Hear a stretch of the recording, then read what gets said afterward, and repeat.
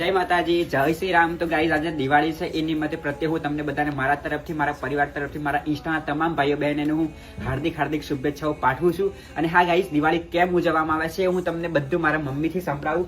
આજે અમારા ઘરે દિવાળી મનાવી છે અને ગાઈઝ અમારે દિવાળી તો આવતીકાલે છે, પણ આજે કેલેન્ડરમાં અને આમ મતલબ આ વર્ષનો છેલ્લો દિવસ તો આમ તો આજે જ છે, પણ અમારા ગામવાળા કહે છે કે કાલે દિવાળી છે, તો અમારે થોડું ગામના રીતિ રિવાજે પણ અમારે થોડું ચાલવું પડે, તો અમારા ગાળે દીવા પ્રગટાવી દીધા છે।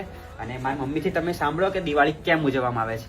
જ્યારે શ્રીરામ ભગવાન અયોધ્યાથી 14 વર્ષનો વનવાસ કર્યો અને પછી રાવણનો વધ કરીને પાછા ફર્યા અયોધ્યા સીતા માતાને લઈને, એટલે અયોધ્યાની પ્રજાએ દીવા પ્રગટાયા એટલે ત્યારથી પછી દિવાળી મનાવવામાં આવે છે। ગાઈઝ આમ તો જે દિવાળી છે એ દીવા પ્રગટાવીને મનાવવામાં આવે છે, પણ આપણે હવે ધીરે ધીરે બધું બદલાયું છે, એટલે મતલબ અમુક ફટાકડા ફોડે, બાકી અમારા ઘરે તો દીવા પણ પ્રગટાયા છે।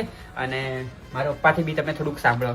અમારા ગામમાં તો દિવાળી આજે છે, આમ તો કેલેન્ડર પ્રમાણે આજે જ આવે છે, પણ ગામના હિસાબે પેલો એક દિવસ પડત આવે છે, તો બધાને એવું કેવું છે કે આપણે પડત દિવસ રાખવો નથી, તો પછી આવતે કાલે મંગળવારે આપણે દિવાળી કરીએ એવું બધાને કેવું, એટલે આપણે ગામની રીતે કરવું પડે।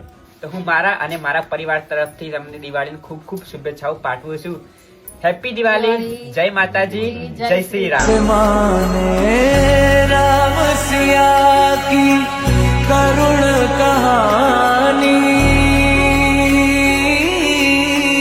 एक है चंदन एक है पानी।